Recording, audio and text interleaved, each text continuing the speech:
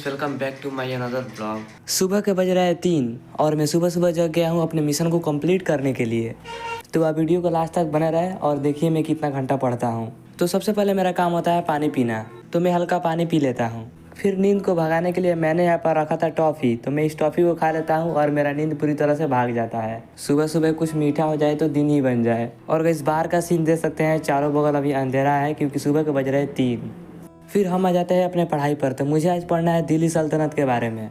तो मैं इस किताब से पढ़ने जा रहा हूँ दिल्ली सल्तनत के बारे में। इसने पूरा डिफिनीशन के साथ सब कुछ दिया है। बाहर काट रहे थे बहुत ज़्यादा मच्छर, तो मैं सोचता हूँ थोड़ा देर तक बेड पर ही पढ़ लेता हूँ। तो मैं बेड पर पढ़ाई कर लेता हूँ इजीली। तो दिल्ली सल्तनत की स्थापना करने वाला और कोई नहीं, कुतुबुद्दीन ऐबक था, जिसने कुतुब मीनार का निर्माण किया और इसने गुलाम वंश की स्थापना की। साथ ही साथ ऐबक ने कुव्वत उल इस्लाम मस्जिद का निर्माण किया और 2.5 दिन का झोपड़ा नामक मस्जिद भी। इसे समाप्त करने के बाद मुझे पढ़ने का मन करता है चेयर पे, तो मैं एक आइडिया लगाता हूँ और मच्छर को दूर भगाता हूँ। देखिए किस प्रकार से।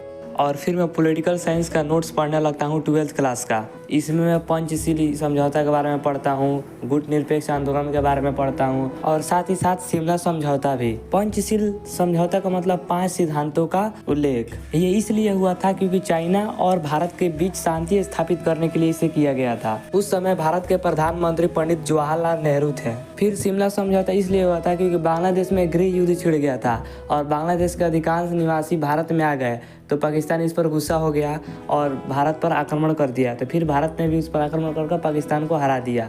और गुट निरपेक्ष के बारे में तो जानते ही हैं। द्वितीय विश्व युद्ध खत्म हुआ तो 2 महाशक्ति उभरा, तो सब देश उस महाशक्ति में जुड़ने लगे और उस समय भारत के प्रधानमंत्री पंडित जवाहरलाल नेहरू ने गुट निरपेक्षता का मार्ग चुना। मतलब हम किसी में नहीं जाएंगे, हमारा खुद का ही गुट होगा, भारत ये चुना। और फिर मैं बैठ जाता हूँ ज्योग्राफी पढ़ने के लिए। और ये मैं 9th क्लास का ज्योग्राफी पढ़ रहा हूँ क्योंकि 6 से लेकर 8 तक मैंने कंप्लीट कर दिया है। और मैं इसे 2 घंटा का लेक्चर ले लेता हूँ और उसके बाद फिर हो जाता है सुबह, देख सकते हैं।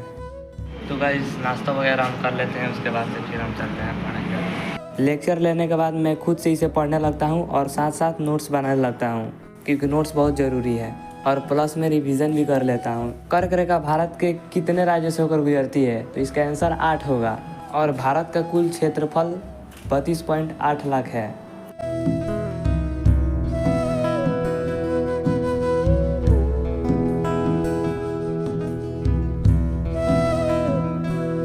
और इस प्रकार से मैं इसे भी कंप्लीट कर देता हूँ फाइनली। थोड़ी देर आराम करने के बाद फिर मैं बैठ जाता हूँ पढ़ने के लिए। और अभी मैं 12th क्लास का हिस्ट्री पढ़ रहा हूँ। और बहुत लोग कहते हैं फेवरेट सब्जेक्ट। आज तक मुझे कोई फेवरेट सब्जेक्ट लगा ही नहीं। अगर आपको कोई फेवरेट सब्जेक्ट लगा होगा तो कमेंट बॉक्स में ज़रूर बताएं। सब सब्जेक्ट उतना ही समुंदर है, लेकिन फिर भी हम लोग दशरथ मांझी से कम भी नहीं हैं। और ये देखिए मेरे घर के बगल में लोग क्रिकेट खेल रहे हैं। मुझे भी खेलने का मन करता है, लेकिन इतना वक्त कहाँ है। लेकिन फिर मैं 5 मिनट के ब्रेक के लिए आ जाता हूँ बसवाड़ी में। बहुत अच्छा फ्रेश हवा लगता है, दिमाग फ्रेश हो जाता है। और फिर यहाँ से घूमकर मैं चला जाता हूँ फिर पढ़ने के लिए घर पर। और अगेन मैं हिस्ट्री पढ़ने बैठ जाता हूँ, बट 6 क्लास NCERT का बुक। और 1-1.5 घंटा पढ़ाई करने के बाद मैं इसे भी कंप्लीट कर देता हूँ।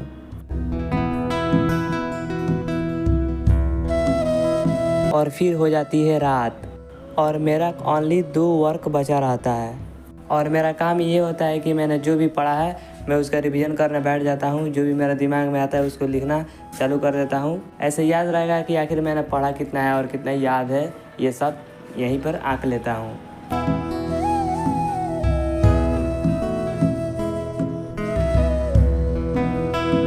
और मेरा आखिरी काम होता है इस मैप को रिवीजन करना। तो मैं इसे आधा घंटा तक खूब बढ़िया से रिवीजन कर लेता हूँ।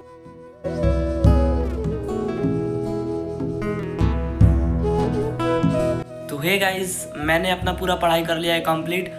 अगर आपको ये वीडियो अच्छा लगा तो वीडियो को ज़्यादा से ज़्यादा लाइक करें और चैनल को सब्सक्राइब करें। और ऐसे आपको वीडियो मिलता रहेगा, इससे भी इंटरेस्टिंग वीडियो आता रहेगा। तो आप चैनल को पहले सब्सक्राइब कर लें। तो मिलते हैं नेक्स्ट ब्लॉग में वही जोश वही जुनून के साथ। तो keep studying and do hard work, you can do anything else, just do it. Bye bye.